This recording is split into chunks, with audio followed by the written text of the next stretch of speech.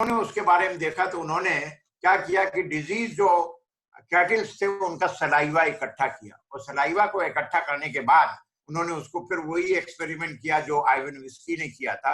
उन्होंने पाया कि जो वायरस जो है वो केवल प्लांट में ही इन्फेक्ट नहीं करते हैं, वो बल्कि एनिमल में भी इन्फेक्ट करते हैं, और फुट एंड माउथ डिजीज जो है वो भी वायरस के द्वारा ही हुई।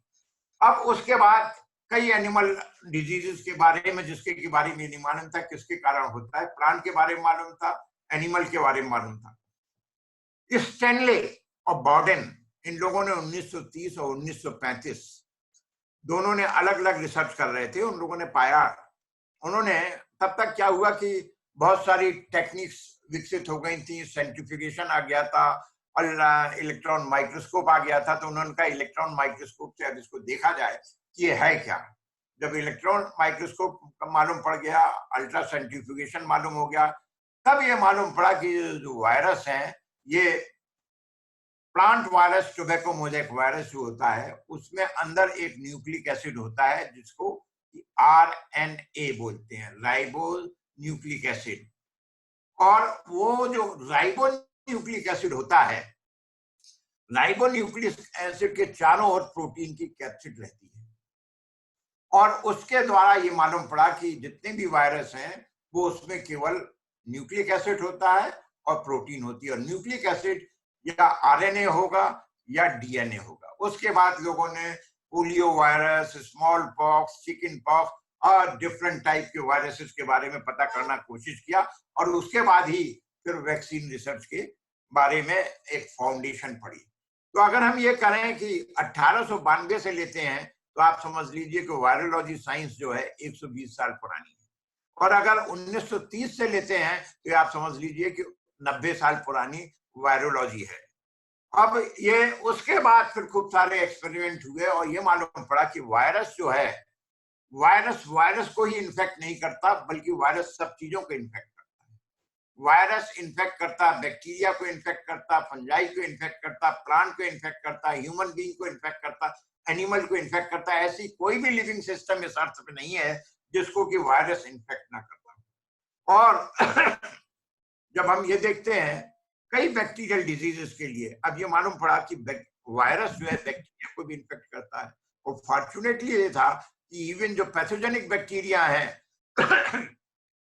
जैसे डिप्थीरिया है, जैसे आपका कॉलरा का बैक्टीरिया है विब्रियो कॉली, उसको भी इन्फेक्ट करता। तो लोगों ने ये किया हम इन वायरस को फास्ट थेरेपी के लिए उपयोग कर सकते हैं। फास्ट का मतलब ये होता है जब वायरस किसी माइक्रोब को इन्फेक्ट करता है तब ये कहते हैं कि फास्ट थेरेपी।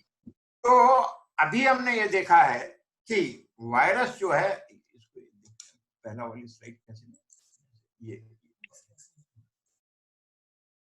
हाँ,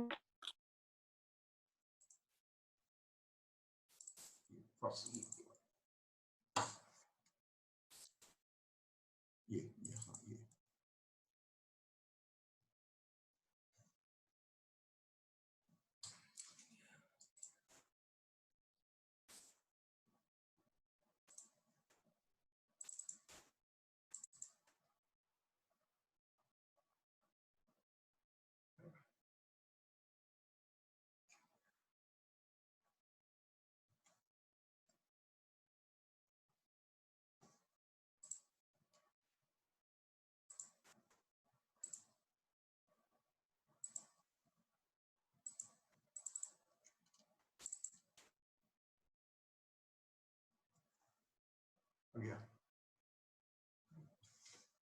आजकल हम देख रहे हैं कि टीवी पे बहुत तरह तरह के क्लेम आ रहे हैं, और अभी 28 अप्रैल 2020 को नेचर में एक आर्टिकल आया, उसमें बड़े बड़े अक्षरों में लिखा है it is inappropriate for a scientist to let misinformation go अनरिमार्क्ड।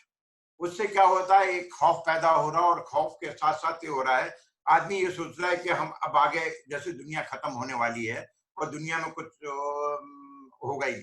तो मेरा ये कहना है कि वायरस है, और ये भी वायरस जो है जिसको कि बोलते हैं हम कोरोना वायरस, ये बहुत पहले से है। ये एक फैमिली है इन्फ्लुएंजा वायरस, उसका ही एक, ठीक है आ गया।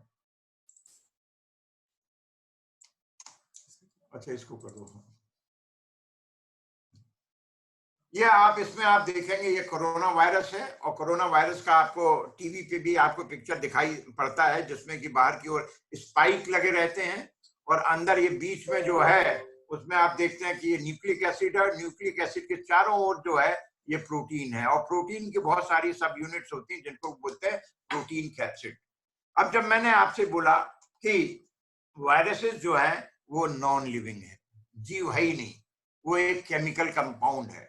ये कब, अगर लाइफ को हम एक पाउडर फॉर्म में लेकर के एक बॉटल में नहीं रख सकते हैं। अगर आप 5 ग्राम वायरल का पाउडर ले लेंगे और 100 साल भी रखेंगे, वो 5 ही ग्राम रहेगा, 5 से 10 नहीं होगा, वो उतना ही अमाउंट रहेगा और सड़ेगा भी नहीं, वो केवल केमिकल है।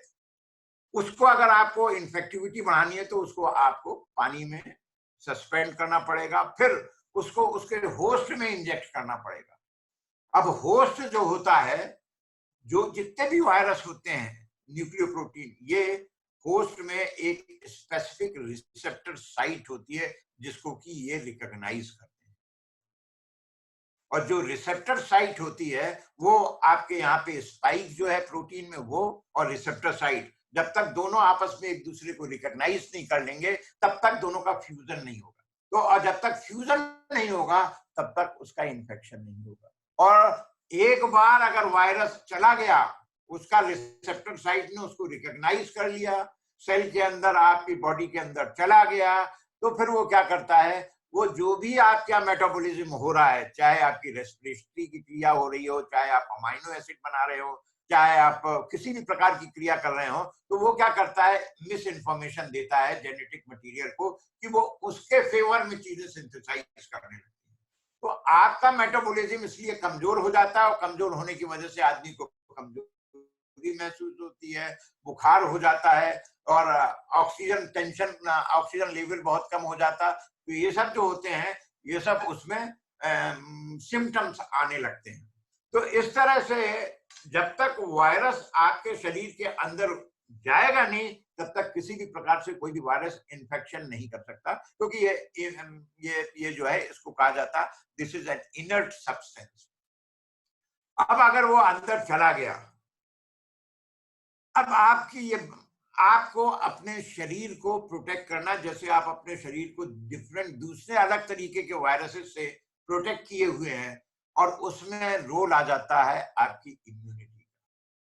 और इम्यूनिटी अगर आप अपने अच्छी रखें, अब आपको ये समझ लेना चाहिए, इस वायरस के साथ आपको रहना है जब तक आप जिंदा हैं। ये वायरस खत्म नहीं होने वाला, एक बार वायरस आ गया वो रहेगा, और वो रहेगा, तो इसलिए अब आपका उसका केवल एक ही इलाज है कि हमें अपनी इम्यूनिटी को स्ट्रॉन्ग करना है।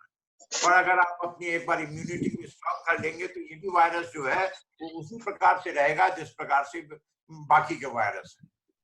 ये है कि क्लाइमेटिक चेंज की वजह से, जैसा मैंने अभी आपको बताया कि ये जो वायरस होता है, ये आरएनए कंटेनिंग वायरस है, इसमें न्यूक्लिक मटेरियल जो होता है आरएनए होता है, और कई और दूसरे वायरस होते हैं जिनमें कि डीएनए, जिसमें कि न्यूक्लिक मटेरियल होता है डीएनए।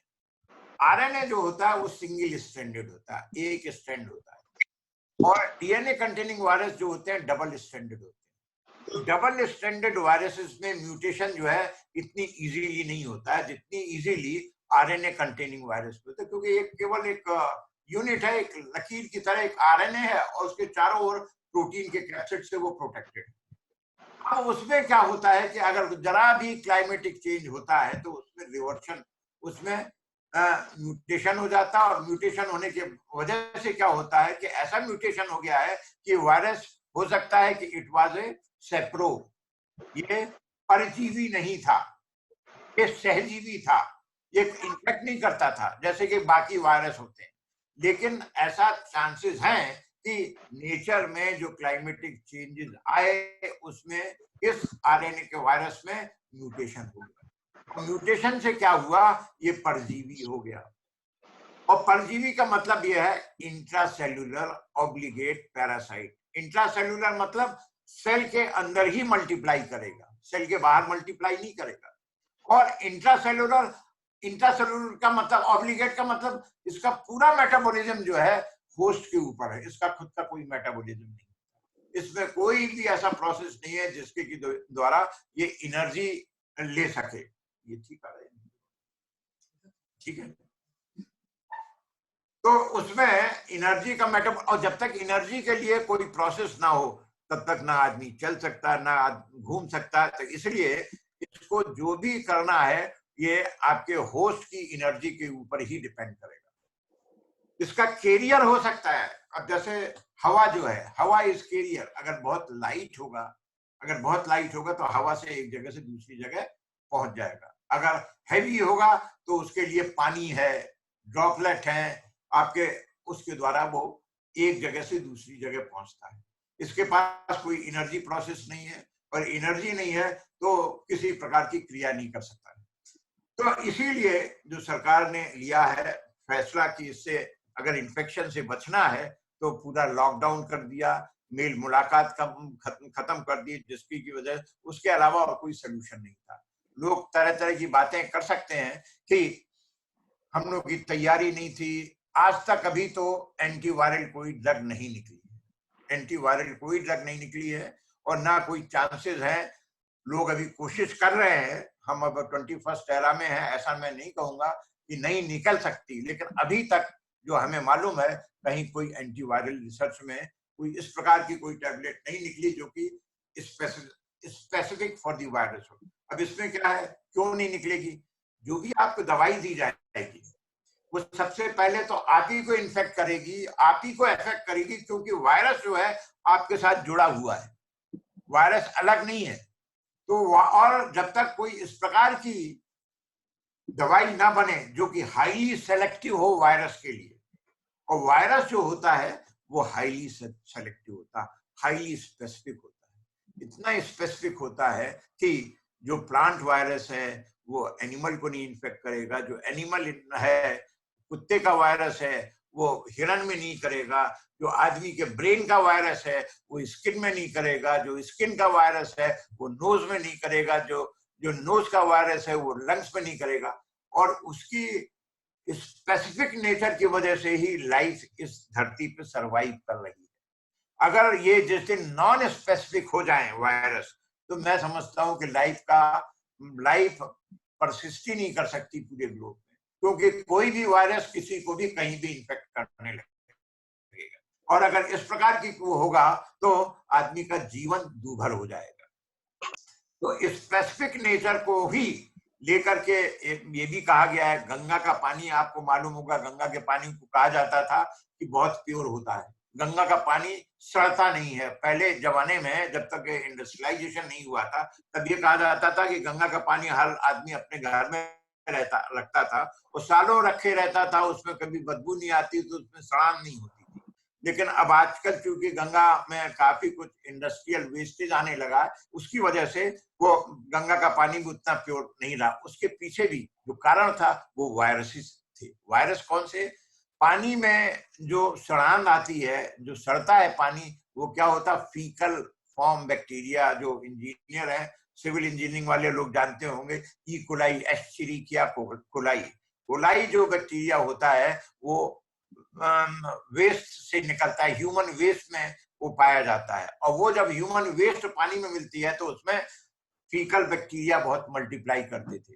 और गंगा के पानी में कुछ इस प्रकार का था कि जो फिजिको केमिकल कंडीशंस थी वो इस प्रकार की थी कि उसमें वायरस जो है which were very selective, specific for Escherichia coli, वो Escherichia coli को मार देते थे। इसीलिए इनको बोलते हैं bacteriophage. Phage means eating, bacteria means bacteria eating viruses. तो ये क्या करते थे, बैक्टीरिया के ऊपर अटैच हो जाते थे, उसमें अपना जीनोम डाल करके वहां मल्टीप्लाई करते थे, और 1 से 10 और 10 से कई बैक्टीरिया वायरसेस निकलते थे, और कई तरह के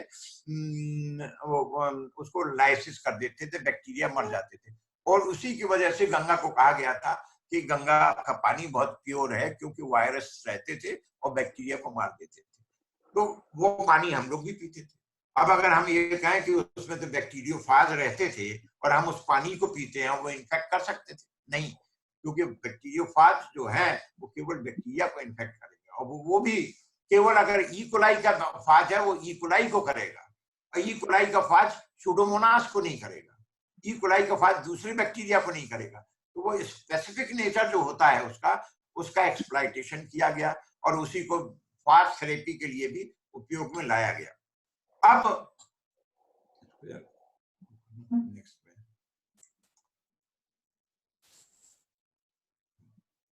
थर्ड, ये तो हो गया, ये पूरा हो गया।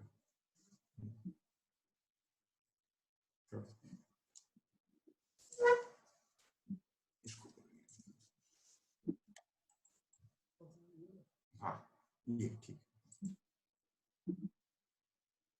अब वायरसेस के बारे में जब ये कहा जाता है वायरसेस के लिए कि हम वायरस को डायग्नोसिस जो है वायरल डिजीजेस का सबसे इंपॉर्टेंट एस्पेक्ट है और सबसे पहला एस्पेक्ट किसी का भी होता है, उसको पहले डायग्नोसिस करें, उसके बाद उसको देखा जाए कि इसको कैसे निपटा जाएगा। तो जो हमारा कोविड-19 है उसमें जब इन्फेक्शन होता है तो आप ये समझ लीजिए हर वायरस की एक साइकिल होती है। पहला वायरस जो होता है जब इन्फेक्ट करता है एक लेटेंट पीरियड होता है, उसको बोलते हैं इक्लिप्स फेज।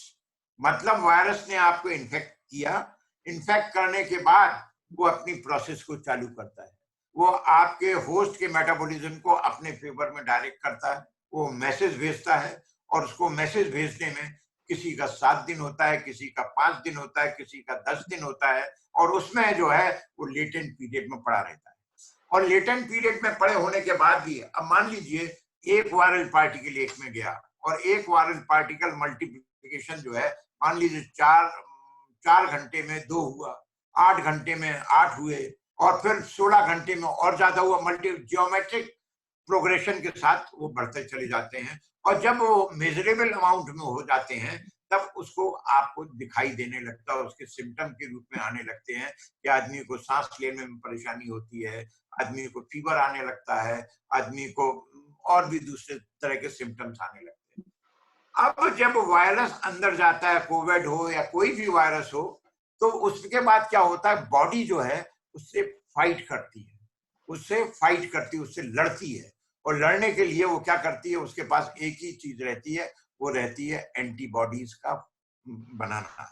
अब उसमें जो है एंटीबॉडी बनाती है और अगर सफिशिएंट अमाउंट में एंटीबॉडी बना लेती है तो उससे क्या होगा, वायरस वहां पे फैल नहीं पाएगा, वायरस की ग्रोथ को रोक देगा, वायरस के मल्टीप्लिकेशन को रोक देगा, वायरस की डिजीज को रोक देगा। और अगर वो इम्यून सिस्टम कमजोर पड़ गया तो वो ओवर कम्पीट कर जाएगी और जब वो ओवर कम्पीट कर जाएगी तो फिर क्या होगा, वो इन्फेक्शन चारों ओर फैल जाएगा। और वो लास्ट स्टेज जब होती है, जैसे यहाँ पे देखिए बस्ट साइज, इसमें क्या होता है, आदमी में इतना ज्यादा वायरल पार्टिकल बन जाते हैं कि वो वायरल पार्टिकल जो है फिर बाहर निकलते हैं, आपके नेजल ड्रॉप से निकलेंगे, आपके खांसेंगे तो उससे आपके निकलेंगे, तो वो जो है वो जब किसी के टच में आएंगे तो उससे क्या होगा, वो दूसरे को इन्फेक्शन काज करेंगे। This is known as bust size. मतलब उसमें हो सकता है लाखों करोड़ों वायरल पार्टिकल हो, कईयों को इन्फेक्ट कर सकते। अब उसका जब हम ये देखते हैं, जो रैपिड कार्ड टेस्ट उसके लिए किया गया, तो उसमें क्या करते हैं, एक ब्लड का एक ड्रॉप ले लिया, ड्रॉप को लेने के बाद एक कार्ड होता है, कार्ड में उस ड्रॉप को डाला, उसको आपने बफर से रन किया तो ये आपको देखा एक बैंड। ये बैंड कोई नहीं है, ये बैंड कौन सा है, ये ब्लड का बैंड है। इस बैंड में आया तो मतलब ये है कि इसमें कोई इन्फेक्शन। अब अगर आपने उसको लिया और उसको किया तो यहाँ पे तो ये कंट्रोल हो गया ब्लड और यहाँ पे आ गया आईजीएम पॉजिटिव। आईजीएम जो है वो क्या है, इम्यूनोग्लोबुलिन, इम्यूनोग्लोबुलिन या एंटीबॉडी कहते हैं। एंटीबॉडी जो है वो आप यहाँ देखिए, इससे 0 से 7 के बीच में आईजीएम बन रहा है, तो मतलब इनिशियल स्टेज में इन्फेक्शन है, शुरू का स्टेज में इन्फेक्शन है। अगर वो आगे बढ़ गया तो ये अगर बहुत ज्यादा अमाउंट में मिलती है आईजीजी, तो आईजीजी अगर ये है यहाँ आ गया तो केवल आईजीजी अगर आ रहा है तो मतलब बहुत एडवांस स्टेज में पहुंच गया है। अगर ये दोनों आ रहे हैं तो मिडिल स्टेज में, तो ये जो है एंटीबॉडी जी और एंटीबॉडी एम, ये दोनों।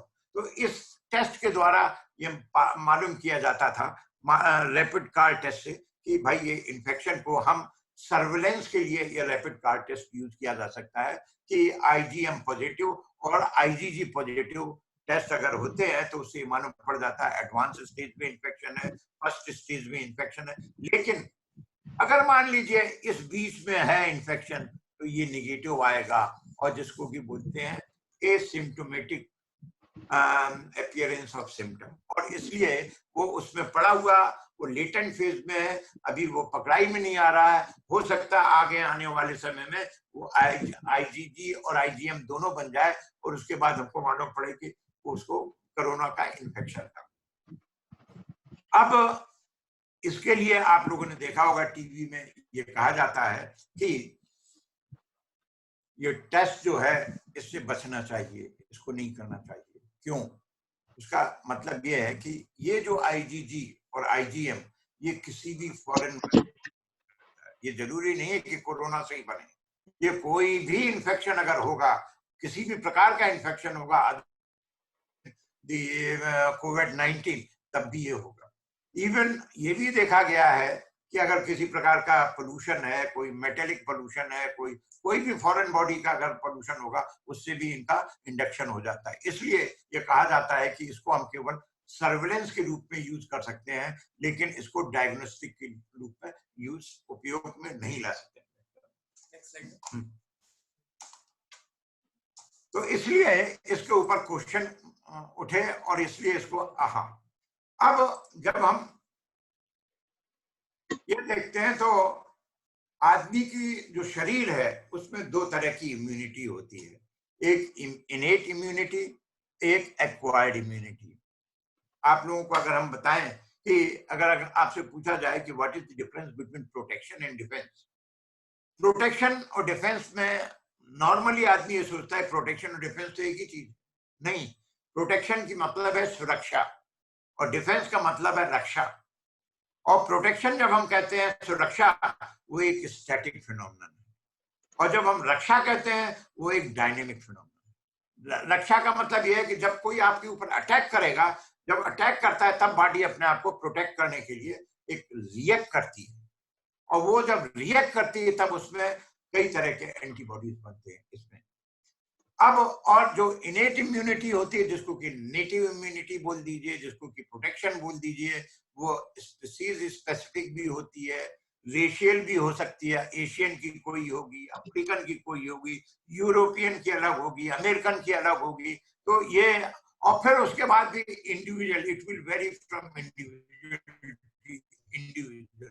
मदर की कुछ होगी, फादर की कुछ होगी, बच्चों की कुछ होगी। तो ये जो है पर्सन टू पर्सन भी इम्यूनिटी चेंज होती रहती है, और ये जो है this is govern by genetic behaviour. आदमी अपने आप ही इतना स्ट्रांग है कि उसको कोई चीज अटैक नहीं कर सकती है, क्योंकि उसमें सफिशिएंट अमाउंट में जो भी बॉडी को प्रोटेक्ट करने के लिए जो है इंस्ट्रूमेंट वो उसके पास है।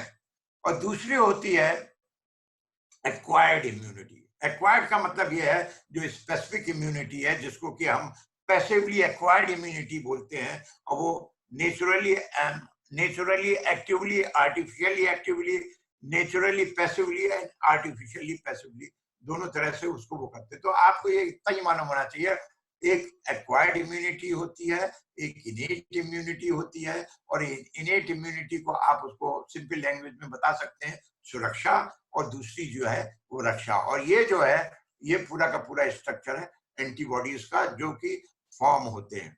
आगे नेक्स्ट में, अब अगर चौथा, हाँ, अब जब हम ये बोलते हैं कि इम्यूनिटी, और इम्यूनिटी के अलावा कोई सोल्यूशन नहीं है वायरल डिजीज का। वायरल डिजीज का अगर ये सोचते हैं कि आदमी के 2 साल में आपका वैक्सीन आ जाएगी और वैक्सीन से सब ठीक ठाक हो जाएगा, मुझे नहीं लगता, क्योंकि इसमें रिवर्सन फ्रीक्वेंसी आरएनए, जैसे मैंने बोला, बहुत ज्यादा होती है, और जब वो बहुत ज्यादा होती है तो उसमें क्या होता है, इसमें बहुत ज्यादा म्यूटेशनल वेरिएशन होंगे, और जब क्लाइमेटिक चेंज के द्वारा वह माइक्रो ऑर्गेनिज्म का बिहेवियर चेंज होता है, तो उसको इस तरह से आपको देखना चाहिए कि कई बार माइक्रोब्स जो होते हैं वो पैरासाइट नहीं होते हैं, पैरासिटिक होती ही नहीं, सेप्रोफिटिक होते हैं। डेड डिकोइंग उसके ऊपर वो अपना सरवाइव करते हैं, वो सड़ाने में काम करते हैं, वो सॉइल के अंदर रह करके वो कंपोस्टिंग में फॉर्म करते हैं, कंपोस्ट बनाते हैं, ऑर्गेनिक मैन्योर बनाते हैं, साइक्लिक नेचर को मेंटेन करते हैं एनवायरमेंट में। लेकिन जब म्यूटेशन हो जाता है, ऐसा पाया गया है कि कई जो सेप्रोफिटिक माइक्रो ऑर्गेनिज्म जो हैं, जो कि सेप्रोफिटिक का मतलब है स्वजीवी, और परजीवी का मतलब होता है पैरासिटिक, वो पैरासिटिक हो जाते हैं। और वो क्यों? क्योंकि उसमें जीन का वेरिएशन हो जाता है और म्यूटेशन हो जाता है बिकॉज ऑफ क्लाइमेटिक चेंज, और वो पैरासिटिक हो जाते हैं। कई बार क्या होता है, पैरासिटिक जो ऑर्गेनिज्म होते हैं वो सेप्रोफिटिक हो जाते हैं। तो बहुत ज्यादा इन चीजों में रोल क्या प्ले करता है? एनवायरमेंट, प्रकृति जो है बहुत ज्यादा रोल प्ले करती है इनके बिहेवियर को चेंज करने। अब मैं कल ही किसी से ये बात कर रहा था ऐसे ही टेलीफोन पे कि हम लोगों को ये जो प्री कोविड-19 और पोस्ट कोविड-19 में सर्वे करना चाहिए कि हार्ट डिजीजेस की, कैंसर पेशेंट कितने कम हुए। ये सब जो था ये आर्टिफिशियली हमने अपने आप ओढ़ा हुआ। और जब भी हम ये कहते हैं कि हमें मुक्ति कब मिलेगी, मैं समझता हूं कि मुक्ति हमें कोविड-19 से जिंदगी में कभी नहीं मिलने वाली। कोविड-19 एक बार अगर कोई ऑर्गेनिज्म आ गया तो वो परसिस्ट करता है। और मैं टीवी में डिबेट देखता हूं तो कोई साइंटिस्ट या कोई डॉक्टर बोलता है कि ये कोविड-19 जो है ये 12 साल की साइकिल रहती है, या कोई कहता है 30 साल की साइकिल रहती है, कोई कहता है इसका वेरिएशन हो गया। भाई अभी कोविड-19 के ऊपर, इसकी लाइफ साइकिल के ऊपर किसी ने कुछ काम ही नहीं किया, तो किसी को ये पता करना या एकदम डिस्क्लोज कर देना कि 30 साल की है साइकिल या 12 साल की साइकिल है या 5 साल की साइकिल है, भाई उसकी साइकिल होती ही नहीं। वो तो एक केमिकल कंपाउंड है, मरने का कोई सवाल ही नहीं होता। जो जिंदा ही नहीं है, जो मरा हुआ है, उसको आप कहें कि 12 साल में वो मर जाएगा, वो नहीं मरेगा। वो वायरस जो है, ये केमिकल जो सिंथेसाइज हो गया रहेगा। आपके यहाँ जैसे अरबों खरबों वायरसेस हैं, इस तरह से ये भी वायरस उनमें एक ऐड हो गया।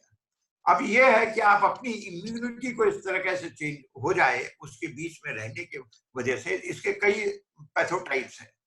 अभी जो कुछ लोगों ने, बिल गेट फाउंडेशन जो है इसके इस प्रोजेक्ट को फाइनेंस कर रहा है, जिसमें जाने कितने बिलियन डॉलर दिए हुए हैं। उन्होंने जीन मैपिंग की हुई है और उन्होंने क्या किया है कि कोरोना वायरस जो है वो पूरे ग्लोब में, African country, different geographical location से, यूरोप, अमेरिका, इंडिया, पाकिस्तान, सब जगह से लेकर के उसने जो सीक्वेंस एनालिसिस की है, तो वो अभी प्रिलिमिनरी रिपोर्ट में ऐसा लग रहा है कि करीब 30,000 डिफरेंट टाइप के सीक्वेंसेस मिले हैं। तो क्या हम मान लें कि 30,000 डिफरेंट टाइप के कोरोना वायरस है? तो अभी इसके बारे में ये भी कहना मुश्किल है कि हमारे पास कितने वेरिएशन है, कहाँ तक है। लेकिन ये जरूर है कि हमें अब इसके साथ रहना है, और रहने के लिए हमें अपनी बॉडी की इम्यूनिटी को बढ़ाना पड़ता है। जब हम इम्यूनिटी की बात करते हैं तो हम प्लांट इम्यूनिटी को हमें देखना चाहिए। प्लांट में इम्यूनिटी, प्लांट भी इम्यून होते हैं। 1962 में सबसे पहले मूलर, एक जर्मन साइंटिस्ट था, के मूलर, उसने सबसे पहले बताया था कि प्लांट की इम्यूनिटी जो होती है वो फिनॉल मेटाबॉलिज्म से रेगुलेट होती है। प्लांट में तो कहीं ब्लड नहीं है, प्लांट में तो कोई एंटीबॉडी नहीं बनती, लेकिन प्लांट अपने बॉडी को कैसे सर्वाइव करते हैं। आपको मालूम है कि अगर धरती जो है, soil is actually the power house of every type of micro. जो सॉइल है, जड़ जो है सबसे ज्यादा अटैक फेस करता है डिफरेंट टाइप के माइक्रो ऑर्गेनिज्म। क्यों? क्योंकि वो डिफरेंट डेप्थ पे जाता है। ऊपर 1 सेंटीमीटर कुछ और माइक्रोब है, 5 में कुछ और है, 30 में कुछ और है। तो डिफरेंट टाइप के anaerobic, aerobic, pathogenic, non pathogenic, parasitic, saprophytic, हर तरह के माइक्रो ऑर्गेनिज्म को झेल करके अपनी एडॉप्टेबिलिटी को बढ़ाता है, अपने इम्यून सिस्टम को बढ़ाता है और सरवाइव करता है और आपको फ्रूट्स देता है। और जब वो देता है तो उसने सबसे पहले ये एनालाइज किया कि इसकी प्लांट की इम्यूनिटी कैसे होती है। और जब ये पाया कि प्लांट में एक मेटाबॉलिज्म होता है जिसको कि बोलते हैं सिक्किमिक एसिड पाथवे। सिक्किमिक एसिड पाथवे से उसमें क्या होता, फिनॉल मेटाबॉलिज्म होता है। और फिनॉल जो होते हैं वो, और फिर आगे एनालिसिस करके ये बताया गया कि डिफरेंट टाइप के फिनोलिक कंपाउंड्स जो होते हैं वो, उनको कहा जाता है फ्लेवनॉइड्स, फ्लेवनोल्स। आपको ये मालूम होगा कि प्लांट्स में जितने भी वो फिनोलिक कंपाउंड्स होते हैं वो क्या काम करते हैं, एक तो फ्लेवर देते हैं, दूसरा आपको कलर देते हैं। प्लांट में जो कलरिंग कंपाउंड होते हैं वो उन्हीं की वजह से फिनॉल मेटाबॉलिज्म के द्वारा होता है, और इन्हीं की वजह से प्लांट अपने आप को प्रोटेक्ट करता है। अब उसमें भी ये जो अभी अभी हमने आपको एनिमल में बताया वही काम वो प्लांट में होता है, लेकिन वहां ब्लड में एंटीबॉडीज नहीं करती, वहां प्लांट अपने आप, उनका डिफरेंट टाइप का मेटाबॉलिज्म है, उसमें सिक्किमिक एसिड पाथवे है जिससे कि वो एरोमेटिक अमाइनो एसिड बनाते हैं। एरोमेटिक अमाइनो एसिड के जब हम नाम लेते हैं तो उसमें होते हैं sulphur containing amino acid. Antibiotic की खोज हुई थी 1920 या 1928 में। उसके पहले जितने भी बीमारियां होती थी उनका ट्रीटमेंट जो होता था वो सल्फर ड्रग से होता, सल्फा के ड्रग से होता था, और हमें एंटीबायोटिक नहीं मालूम थे। और वो सल्फर जो है वो प्लांट में सल्फर मेटाबॉलिज्म से ही बनता है। चाहे आप उसका देख लीजिए, बहुत सीधा सा एग्जाम्पल है प्याज, सीधा सा एग्जाम्पल है आपका लहसुन, इनमें सल्फर मेटाबॉलिज्म बहुत ज्यादा होता है, सल्फर का अमाउंट बहुत ज्यादा रहता है, और उसमें एलिसिन और एलिसिनेज एंजाइम होता है, एलिसिन उसमें प्रोटीन कंपाउंड होता है। इस प्रकार से जो, और वो हमारी बॉडी को प्रोटेक्ट करते हैं। तो जब हमने ये देखा कि फिनोलिक कंपाउंड्स जो हैं वो हमारी बॉडी में, इन्हीं को आप समझ लीजिए ये इम्यूनो मॉड्यूलेटर का काम करते हैं। इम्यूनिटी आपकी बॉडी में जो है वो आपके एंटीबॉडीज हो कर रहे हैं, और कोई भी किसी भी प्रकार की अगर बीमारी होती है उसका बीमारी का कारण ये होता है कि हमारे शरीर में किसी भी एलिमेंट के द्वारा, बीमारी के द्वारा, या कोई मेटाबॉलिज्म स्लो हो जाता है, एजिंग की वजह से हो जाता है, खान पान की वजह से हो जाता है। अगर बॉडी का पीएच एल्कलाइन साइड से एसिडिक साइड में आ जाता है तो पूरी की पूरी बॉडी में क्या होती है, अटैक होने के चांसेस बहुत ज्यादा होते हैं, बीमारियों के चांसेस बढ़ जाते हैं। जैसे ही बॉडी का पीएच एसिडिक साइड में रहेगा और उसमें क्या होता है, फ्री रेडिकल्स बनने लगते हैं, और जो फ्री रेडिकल्स का एक्यूमुलेशन हो जाता है तो वो आपकी बॉडी का पीएच एसिडिक कर देते हैं। तो कोशिश ये करनी चाहिए कि जितनी जल्दी से जल्दी जो एसिडिक साइड में पीएच हो गया या फ्री रेडिकल का निर्माण हो गया उनको हम एल्कलाइन साइड में ले आए। आपने देखा होगा कि हम पानी पीते हैं, पानी जो है शुद्ध होता है तो उसका पीएच कितना होता है, 6.8 टू 7.2। 6.8 टू 7.2 पीएच है। अगर वो पानी इसलिए पीते हैं कि उस पीएच पे हमारे बॉडी के जितने भी एंजाइम्स हैं वो pH is the optimal level, very favourable pH, जिसके ऊपर सभी प्रकार की एंजाइमिक रिएक्शन होती हैं।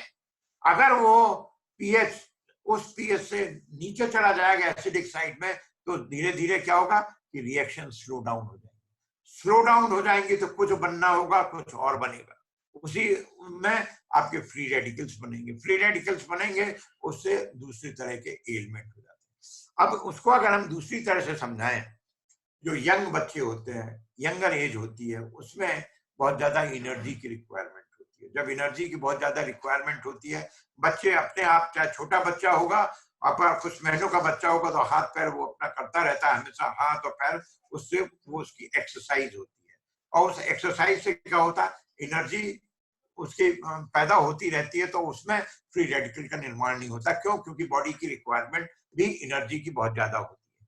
जब ओल्ड एज में जैसे हम हैं, अब हमारी एनर्जी की रिक्वायरमेंट कम है, हम बहुत ज्यादा अपना एक्सरसाइज भी नहीं करते हैं, चलना फिरना भी कम होता, तो फिर क्या होता, फ्री रेडिकल बनना चालू हो जाता है। और फ्री रेडिकल अगर एक्यूमुलेट होंगे तो विभिन्न प्रकार की बीमारियां घेरने लगती हैं। उससे बचने के लिए हमें इम्यूनोमॉड्यूलेटर का प्रयोग करना चाहिए। इम्यूनोमॉड्यूलेटर जो होते हैं वो एंटीऑक्सीडेंट होते हैं। और एंटीऑक्सीडेंट कौन है? जो भी आप फ्रूट्स खाते हैं, जो भी आप फल फूल सब्जी खाते हैं, उनके ऊपर आप डिपेंड हो जाइए, और उसके ऊपर जब आप डिपेंड रहेंगे तो क्या होगा, फ्री रेडिकल को न्यूट्रलाइज करेगा, और फ्री रेडिकल्स को न्यूट्रलाइज करेगा तो आपका इम्यून रिस्पॉन्स तेज हो जाएगा, इम्यून रेस्पॉन्स तेज हो जाएगा, तो आप विभिन्न प्रकार की बीमारियों से बचे रहेंगे। अब जब हम ये कहते हैं कि लोग क्या करते हैं, हम लोग की आजकल ये मेंटेलिटी हो गई है कि हम एक टैबलेट खा लें और टैबलेट से हमारा एंटीबायोटिक आपका एंटीऑक्सीडेंट भी हो जाएगा, एक टैबलेट जो है न्यूट्रास्यूटिकल का काम करेगी, एक टैबलेट आपका विटामिन का काम करेगा। नहीं, ऐसा नहीं होता है। ये जो है इस गिमिक से बचना चाहिए, और इस गिमिक से बचने का कारण यह है कि प्रकृति ने, ये जो आपका कोविड-19 है, ये भी प्रकृति की देन है, और प्रकृति को आप प्रकृति के द्वारा दिए गए नियमों के द्वारा ही आप अपना बचाव कर सकते हैं।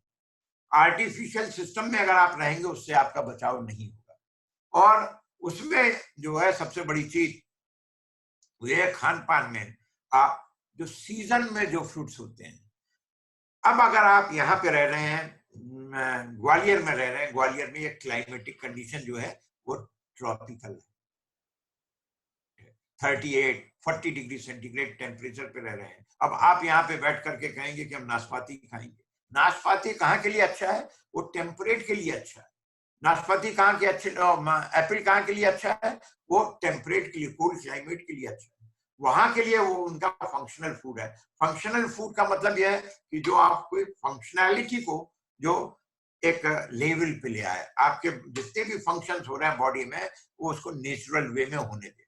तो अगर आप यहाँ पे गुआवा खाएंगे, अमरूद यहाँ की पौधा है, यहाँ का फल है, इसको खाएंगे तो उससे आपके शरीर को प्रोटेक्शन भी मिलेगा, वो आपके शरीर में इम्यून मॉड्यूलेटर का भी काम करेगा और आपकी इम्यूनिटी को भी बढ़ाएगा। लेकिन उसको अगर आप वहां से लेकर के खाएंगे तो वो आपके लिए, अब आपके पास पैसा है तो आप हो सकता है कि न्यूजीलैंड का एप्पल ले लें, आपके और पैसा है तो अमेरिका से ले लें, आप पैसा है तो आप कीवी खरीद लें अमेरिका से। पैसे से आपकी इम्यूनिटी का कोई संबंध नहीं है। पैसा जो है, यहाँ पे आपने देख लिया ये वायरस के ऊपर कि वायरस जो कोविड-19 का अटैक आया, बड़े बड़े पैसे वाले, आज ये जो है सब पैसे वाले अपना सड़क पे हैं, उनको सूझ नहीं रहा है। और अमेरिका जो है वो एटम बम लेकर के भी बैठा हुआ है, मिसाइल लेकर के भी बैठा हुआ, लेकिन कहीं कोई कुछ काम नहीं आ रहा। तो आपको ये अपने दिमाग से निकाल देना होगा कि इम्यूनिटी को हम पैसे से खरीद सकते हैं। इम्यूनिटी को आप प्रकृति से ही, प्रकृति आपकी इम्यूनिटी को बढ़ाएगी, और जो प्रकृति ने आपको दिया है आप अपनी डिपेंडेंस उसके ऊपर बढ़ाएं। अब अगर इस समय सीजनल फ्रूट्स में आपको अंगूर आ रहा है तो अंगूर खाइए, अगर आपका ये नारंगी आ रही है तो नारंगी खाइए, और ये जैसे हमने इसमें बताया हुआ है, इसमें ये लेमन के डिफरेंट वैरायटीज हैं, आपका लेमन है, आपका संतरा है, आपका मौसमी है, इसमें ये केमिकल कंपाउंड होते हैं जिसको कि बोलते हैं फ्लेवोनाइड्स, और ये जो फ्लेवोनाइड्स होते हैं ये सब एंटीऑक्सीडेंट, और ये सब एंटीऑक्सीडेंट हैं, और ये जो है इस तरह की क्रियाओं को में काम करते हैं। एंटी कैंसर है, एंटी माइक्रोबियल है, एंटी इंफ्लेमेटरी है, एंटी एलर्जिक है। तो हर चीज का एक समय होता है। अब आपने चालू हो गए तो आपने कहा कि जनवरी से लेकर हम दिसंबर तक खाएंगे, नहीं, जिस सीजन में जो फ्रूट आता है उस सीजन में वही फ्रूट की उपयोगिता है। अगर उसको उसी सीजन के हिसाब से आप खाएंगे तो अच्छा है, लेकिन अगर सीजन को आप वेरी कर देंगे तो उसकी उपयोगिता घट जाती है। और सबसे ज्यादा जो है वो काम आदमी को इसी के ऊपर करना चाहिए कि अपनी इम्यूनिटी को बढ़ाए। अगर वायरल इन्फेक्शन से बचना है तो आप अपनी इम्यूनिटी को बढ़ाइए, और इम्यूनिटी अगर बढ़ाना है तो उसको पैसे से नहीं खरीद सकते। दूसरी चीज, कोशिश ज्यादा से ज्यादा आदमी को ये करनी चाहिए कि पैकेज फूड के ऊपर डिपेंडेंस ना रहे। अब आप लोगों को ये समझ लेना चाहिए कि टीवी के ऊपर जो चीज एडवर्टाइज करके बेची जाए वो उसका मतलब यह है कि वो बिक नहीं रही है, और उसलिए उन्होंने सिनेमा के एक्टर्स को उतार दिया है कि उसको बेचेंगे, चाहे वो रिफाइंड ऑयल हो, चाहे वो मसाला हो। आप नेचर ने जो आपको दिया है उसके ऊपर आप लीजिए। अगर वो कोई चीज बिकती नहीं है तो उसमें लगा दिया, उन्होंने कहा कि ये जो सबसे बड़ा हीरो है उसको उतार दिया या दूसरे हीरो को उतार दिया, और वो आपको बताने लगा कि साहब इसमें ये है उसमें ये है।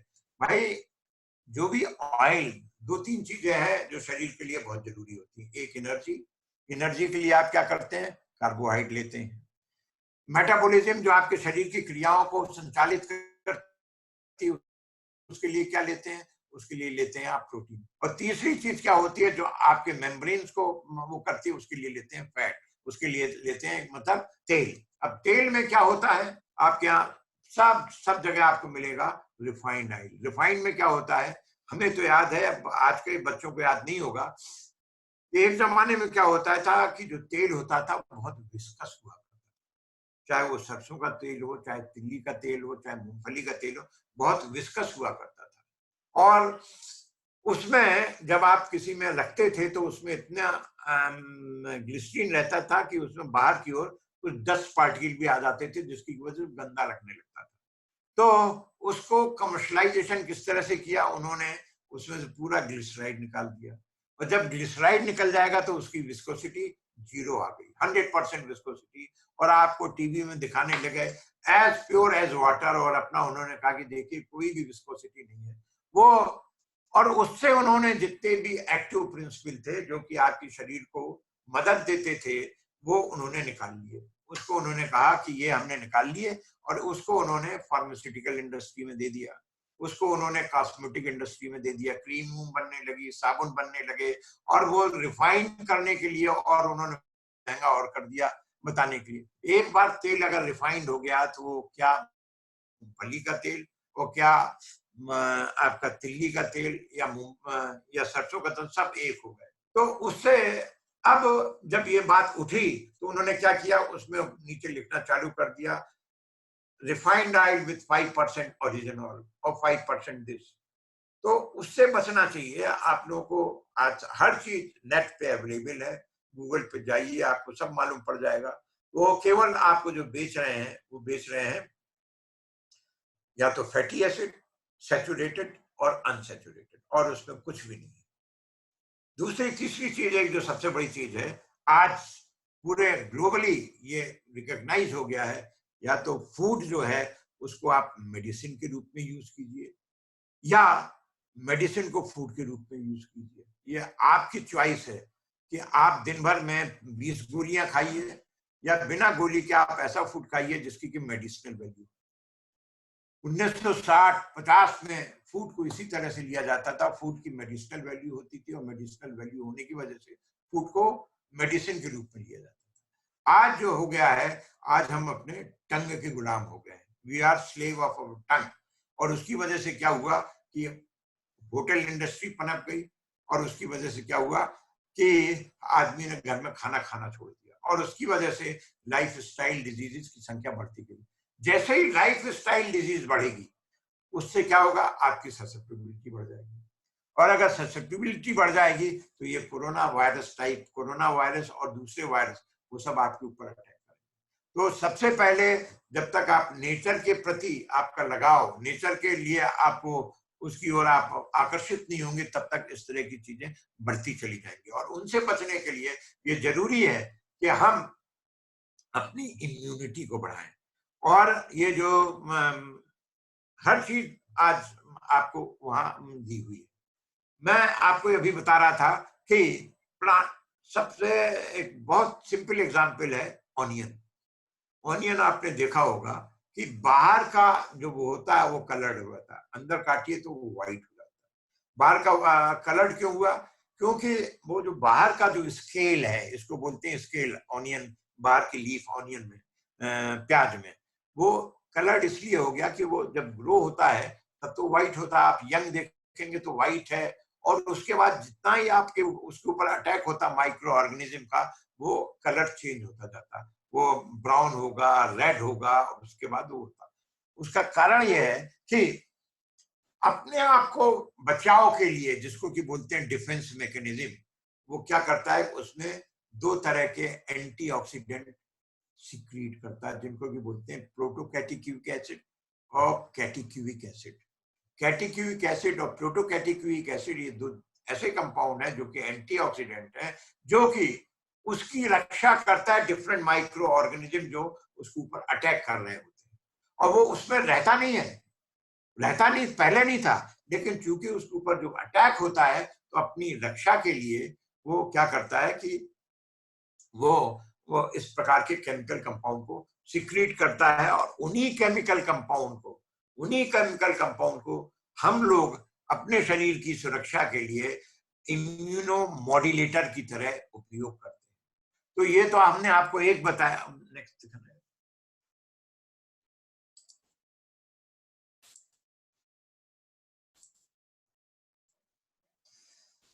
अब आपने देखा होगा कि रोज होता है गुलाब का फूल, गुलाब की पंखड़ियां जो होती हैं लाल रंग की होती हैं, किसी गुलाब की पीले रंग की होती हैं, किसी में व्हाइट होती हैं।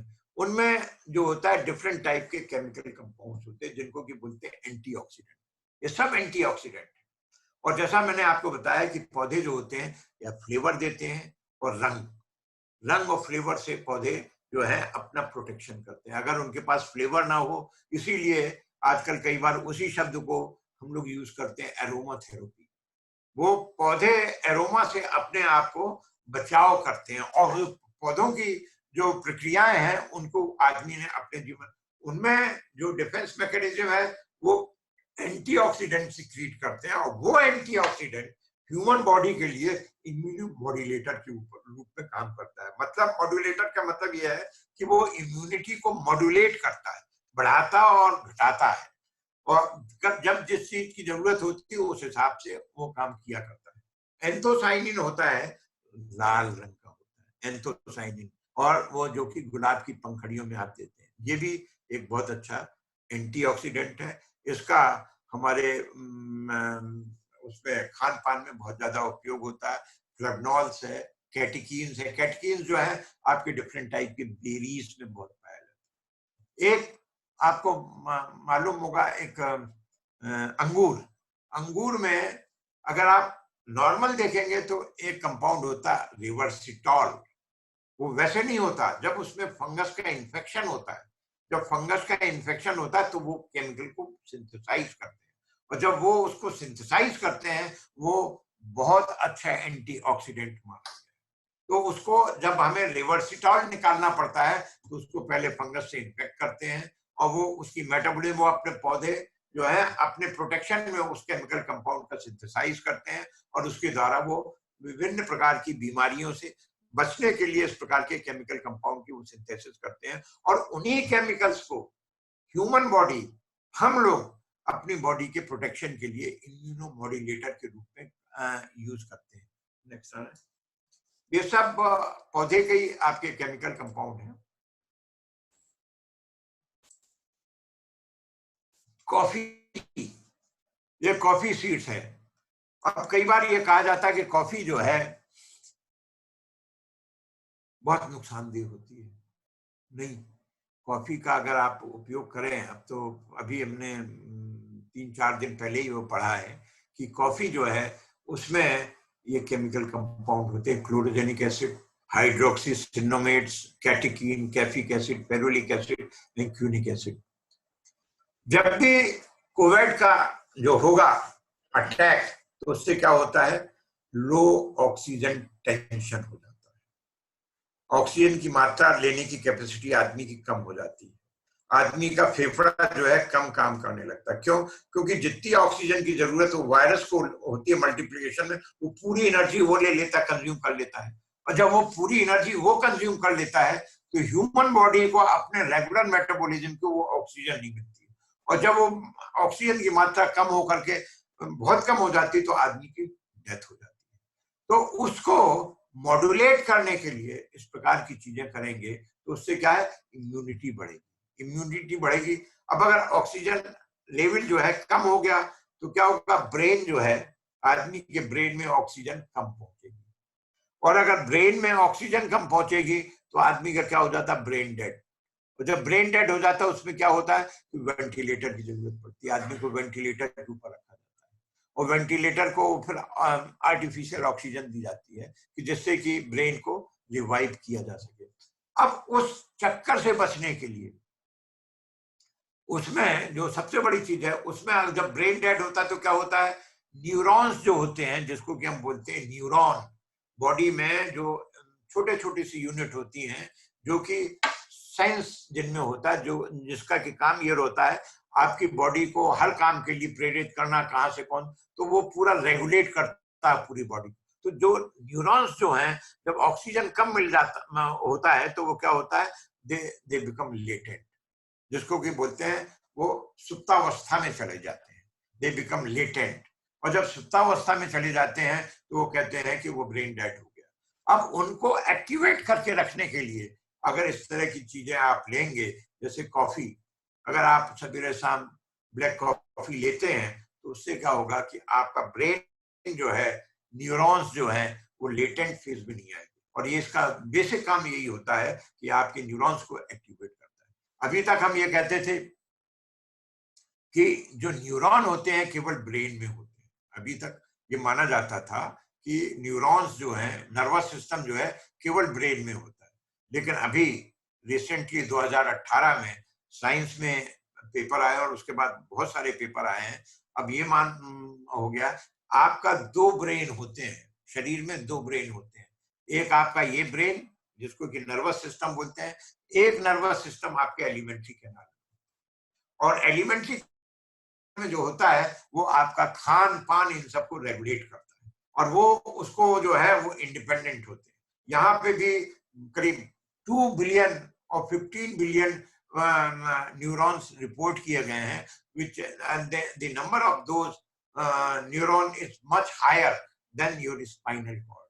और वो जो है न्यूरॉन्स जो एलिमेंट्री कैनाल में होते हैं, जिसको कि बोलते हैं कि वो आपके जो ब्रेन की न्यूरॉन्स हैं उनको डिक्टेट करते हैं, उनको कंट्रोल करते हैं, और उसी से आदमी का टेस्ट भी डेवलप होता है, उसी से आदमी का टेस्ट भी डेवलप होता है। और जो आपके एलिमेंट्री कैनाल में न्यूरॉन्स, जब बच्चा पैदा होता है उसके बाद 2 साल में उसके पूरे न्यूरॉन्स एलिमेंट्री कैनाल में डेवलप हो जाते हैं, और इनका और ब्रेन का दोनों के बीच में एक सिंक्रोनाइजेशन होता है, जिससे कि ब्रेन डेड नहीं होने पाता है। अगर आप अपने खान पान में इस तरह की चीजें लेंगे, एंटीऑक्सीडेंट, जो कि आपके ब्रेन को डेड होने से बचाएगा, ऑक्सीजन अगर लेवल लो भी हो जाता है तो उसको मेंटेन करेगा, और उसके ब्रेन के नर्वस सिस्टम को स्लीपिंग अवस्था में नहीं आने देगा, लेटेंट अवस्था में नहीं आने देगा, और जिससे कि आदमी को ये जो है वेंटिलेटर की जरूरत नहीं पड़ेगी, और वो रिवाइवल फास्ट होगा।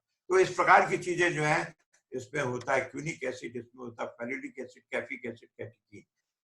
दूसरी चीज ये है कि हर एंटीऑक्सीडेंट हर आदमी को सूट नहीं करता है। एक आदमी को एक एंटीऑक्सीडेंट सूट कर सकता है, दूसरे को दूसरा। जैसा कि मैंने अभी आपको बताया शुरू में कि ये जो वेरिएशन होता है, रेशियल वेरिएशन भी होता है, स्पीसीज स्पेसिफिक भी होता है, ज्योग्राफिकल लोकेशन भी अलग अलग होता है। तो आदमी का अपना टेस्ट अपने आप को फिर अडॉप्ट करना पड़ता है। ये जरूरी नहीं है कि अगर कोई कॉफी नहीं पीता है तो वो ग्रीन टी ले सकता है। ग्रीन टी में भी आपका क्लोरोजेनिक एसिड और कैफिक एसिड पाया गया है, और ये कैफिक एसिड और क्लोरोजेनिक एसिड जो है ये हमारे ब्रेन को एक्टिवेट करते हैं, और ब्रेन को स्लीपिंग अवस्था में नहीं आने देते हैं, और न्यूरॉन्स को एक्टिवेट करते हैं। नेक्स्ट।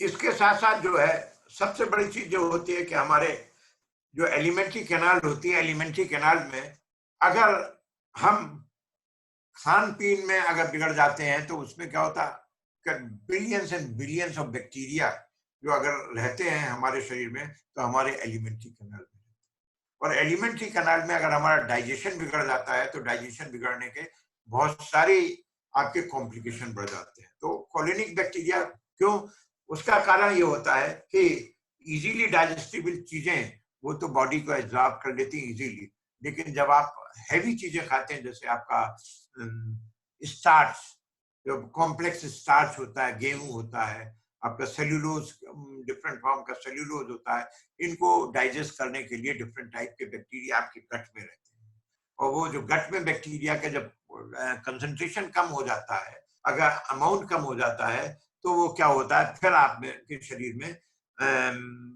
जो फ्री रेडिकल्स उनका निर्माण बहुत ज्यादा होने लगता है, और जब वो उनका एक्यूमुलेशन हो जाता है तो बॉडी ससेप्टेबल हो जाती है, और that is subjected to attack by different type of infection.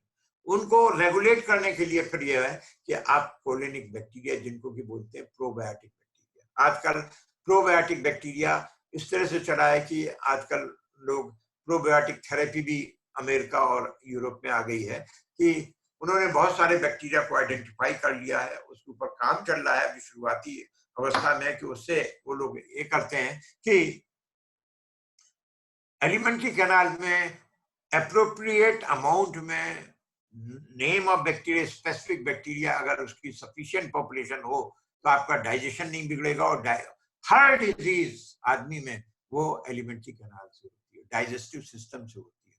और डाइजेस्टिव सिस्टम को रेगुलेट करने के लिए प्रोबायोटिक बैक्टीरिया वो बहुत इंपॉर्टेंट रोल अदा करते हैं। बिसाइड वो क्या करते हैं, कॉम्प्लेक्स मटेरियल को डाइजेस्ट करते हैं, डिग्रेड करते हैं, और उससे जो चीज निकलती है वो जो सिंपल फॉर्म में होती है वो इजीली एब्जॉर्ब हो जाती है। और इसलिए प्रोबायोटिक बैक्टीरिया जो कोलोनिक बैक्टीरिया भी जो होते हैं, जैसे जो जो कि आपके एलिमेंट्री कैनाल में होते हैं, उनका भी उपयोग आजकल बढ़ रहा है, और उससे भी आदमी अपनी इम्यूनिटी को बढ़ा सकता है। ये भी एक तरीका है इम्यूनिटी बढ़ाने का। नेक्स्ट देखा। अच्छा लास्ट है, नहीं 7वां है ना, ये यही था। अच्छा जी, तो इसको अब छोड़ दो। तो ओवरऑल अगर जब हम देखते हैं, बेसिकली अगर आदमी को इस वायरल वर्ल्ड में रहना है, ये समझ लीजिए डिफरेंट टाइप के वायरसेस हैं, कुछ पैथोजेनिक है, कुछ सेप्रोफिटिक है, और उसको चेक करने का कोई और तरीका नहीं है, उसको केवल यही तरीका है कि आप अपनी इम्यूनिटी बढ़ाइए। और अभी मैं एक पेपर पढ़ रहा था, 2 साइंटिस्ट, एक स्टैनफोर्ड के थे, एक और कहीं के शायद ऑक्सफोर्ड के, उनका यही कहना था कि एक समय आ जाएगा आदमी कोविड-19 के साथ बिल्कुल ऐसे ही रहेंगे जैसे कि बाकी के वायरसेस के साथ रहते हैं। क्यों? क्योंकि आदमी की इम्यूनिटी पावर बढ़ चुकी होगी, और वो जो वायरस जो है वो आदमी उसको रिसेप्टर साइट नहीं मिलेगी, तो उसमें मॉड्यूलेशन होगा। जो रिसेप्टर साइट नहीं होगी because of the immunity, because of your antibody production, because of इम्यूनोमॉड्यूलेटर whatever it is, वो आदमी जो कि ससेप्टेबल होंगे वो अभी अटैक होकर के पॉपुलेशन ऑलरेडी खत्म हो रही है। और उसके बाद जो है जो भी आदमी बचेंगे वो उनमें उनका इम्यूनिटी लेवल जो है बहुत हाई हो चुका होगा, इसलिए वो सरवाइव कर जाएंगे। और दूसरी चीज जो है, जैसे कि बताया गया है कि इम्यूनिटी बढ़ाने का एक तरीका जो है फिजिकल में जो जिसको कि बोला जाता है प्रीबायोटिक और प्रोबायोटिक। प्रीबायोटिक का मतलब यह है डीप ब्रीदिंग। जब आप डीप ब्रीदिंग लेते हैं तो जितनी ज्यादा ऑक्सीजन आती है, हमेशा डीप ब्रीदिंग जो है वो ब्रेन से रिलेटेड होती है। जब आप ज्यादा ब्रीदिंग लेंगे ऑक्सीजन जाएगी, तो ultimately sufficient supply of oxygen आपके ब्रेन को, नर्वस सिस्टम को मिलेगी, और नर्वस सिस्टम को अगर आप ठीक रखेंगे तो ब्रेन डेड नहीं हो पाएगा। और ऑक्सीजन लेवल अगर सफिशिएंट मात्रा मिलती रहेगी तो इस प्रकार की डिजीजेस से बचा जा सकता है। अब कई प्रकार की भ्रांतियां हम देखते हैं कि ये कहा कि वो एसी में मत बैठो, एसी में बैठने से ये हो जाएगा कि आपको ये, हम यहाँ पे एसी में बैठे, असल में एसी में जो एसी का वो है, वो जब आप ट्रेवल करते हैं, खूब सारे आदमी हैं, और उसमें क्या होता है, हर आदमी जो है, अब आपको नहीं मालूम कि उसमें कौन किस वायरस से इन्फेक्टेड है, वो जो एक्सहेल कर रहा है वो आप इनहेल कर रहे हैं, उसमें क्या वायरल पार्टिकल है क्या नहीं है, लेकिन उसके ऊपर भी मेरे ख्याल में डिफरेंट टाइप के, अब जब पोस्ट कोविड-19 में बहुत बड़े चेंज के लिए तैयार रहिए, और इतने बड़े चेंज के लिए तैयार रहिए कि जो एसी आएंगे उसमें इस प्रकार के फिल्टर होंगे कि वायरस को फिल्टर कर दें। वायरस को फिल्टर करने के लिए जो हाई सोफिस्टिकेटेड फिल्टर उनको लगाने पड़ेंगे, या अभी बैक्टीरिया के लिए फिल्टर है, वायरल फिल्टर भी लगेंगे। लेकिन ये जरूर है कि वो एसी से, अगर आप ये कहते हैं कि हम एसी में बैठे, तो वो जब तक आप एक ह्यूज पॉपुलेशन को लेकर के एसी में नहीं बैठाएंगे तब तक वो नहीं होगा। बिजनेस इंडस्ट्री में बहुत बड़ा बदलाव आने वाला है। अभी तक हम क्या होते थे, एग्जामिनेशन परीक्षा में सोशल डिस्टेंसेस जो है वो तो आपको ये समझ लीजिए दिस इज, ये हम आपके लाइफ का पार्ट हो गया। इसको अब आप इसमें कोई चेंज अभी नहीं आने वाला, और ये ऐसे ही चलेगा। और अगर इसमें बदलाव किया तो नेचर जो है उसका करेक्शन करता है। नेचर फिर कोई अगर कहीं कोई और वेरिएशन करके उससे कोई दूसरा वायरस दे दिया। अभी तो फॉर्चुनेट है एक ही वायरस दिया, अगर एक मिक्सचर ऑफ 3-4 वायरस दे दिया होता तो बहुत खतरनाक हो गया होता। लेकिन ईश्वर की प्रकृति जो है अपने बंदों की रक्षा भी करती है और सीख भी देती है। तो शायद मेरे ख्याल में उसने कोविड-19 जो हमें प्रकृति में दिया है वो हमें सीख के लिए दिया है कि आप लोग सुधर जाइए। और सुधरने का मतलब ये है कि प्रकृति के न्याय जो है, प्रकृति की इज्जत करना सीखिए। जितने आप जीव जंतु जो एक्सटिंक्ट टाइप हो गए थे वो रीअपियर होने लगे और पोल्यूशन का लेवल जो है वो बहुत कम हो गया है। तो इसलिए मैं समझता हूँ कि इसमें कहीं किसी प्रकार की ये भ्रांति ना फैले कि अब प्रलय आ गया है, अब सब खत्म हो जाएगा और ये सब ऐसा कुछ नहीं है। वायरस है, वायरस रहेंगे, वायरस थे, ये एक नेचर के साइकिल का पार्ट है। नेचर में वायरस रहते हैं और ये अकेला वायरस नहीं है, अरबों खरबों वायरल पार्टिकल हमारे शरीर के अंदर है, उसी की वजह से हमारी इम्यूनिटी है। अगर वो वायरस नहीं होंगे तो हमारे इम्यूनिटी नहीं होगी और इम्यूनिटी नहीं होगी तो कोई भी बैक्टीरिया फंजाई हमको अटैक करके कहीं भी कुछ वो कर सकता है। तो वायरसेस जो हैं they are playing a very vital role in maintaining the balance in the environment. और मैं तो यही कहूँगा कि ऐसा घबराने की कोई वो नहीं, और सब चीजें आज अवेलेबल हैं। और ये अभी जैसे मीटिंग के लिए हम लोग करते थे, एग्जामिनेशन लेने के लिए जाते थे, तो बहुत बड़ा बदलाव इंडस्ट्री में आने वाला है। ट्रेवल करते हुए जा रहे हैं कि आदमी आ रहा है कि 40,000 रुपए तो एयर टिकट के लिए जा रहा है और 2,000 रुपए अपना पीएचडी के एग्जामिनेशन के लिए जा रहा है। अब जो है ये आपका कॉन्फ्रेंसिंग सिस्टम ये इतना अच्छा हो गया, हर मीटिंग हम अननेसेसरी ट्रेवल करते थे। अननेसेसरी जब ट्रेवल करते थे तो उससे क्या होता था, हम प्रकृति के ऊपर अन्याय करते थे। आपने अननेसेसरी ट्रेवल किया, आपने कितना पेट्रोल उसका कितना एमिशन किया, वो अल्टीमेटली वो जो है nature was paying A price for it. आपने हवाई जहाज और अपना रोड के ऊपर ट्रैफिक और हर तरह का जो भी ट्रैफिक था तो उसका जो है असर ये सब दिखता था। अब मेरे ख्याल में ये जो है ये इतना अच्छा हो गया है कि जिससे अननेसेसरी ट्रेवल बंद हो जाएगी, अननेसेसरी मीटिंग खत्म हो जाएगा। मीटिंग भी करनी है, आप अमेरिकन के एक्सपर्ट को बुला करके इसमें कर लीजिए मीटिंग। हम जाते थे लेक्चर देने के लिए और हम 5 दिन के लिए पड़े हैं होटल में और उसके बाद लेक्चर दे रहे हैं और लेक्चर के बाद ये हो रहा है।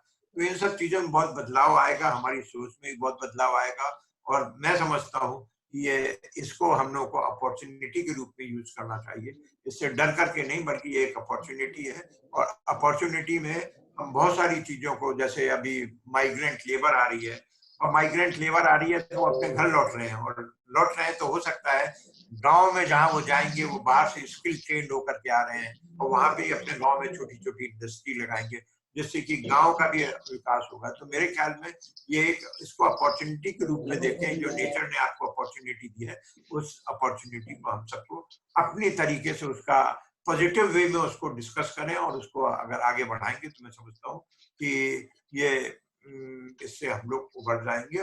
और किसी भी प्रकार की भ्रांति अपने मन में मत पालिए कि प्रलय आने वाला है या ये कई हर आदमी, हाँ ये जरूर है कि चेंजेस आएंगे, बहुत बड़े चेंजेस आएंगे, लेकिन मैं समझता हूँ वो चेंजेस अच्छे करेंगे। तो इन्हीं शब्दों के साथ मैं आप सबको बहुत बहुत धन्यवाद देता हूँ कि आप लोगों ने मेरे को पेशेंस हियरिंग सुना। और अगर किसी के भी कोई क्वेश्चन है मैं उनके जवाब देने की। Thank you, sir. Thank you so much.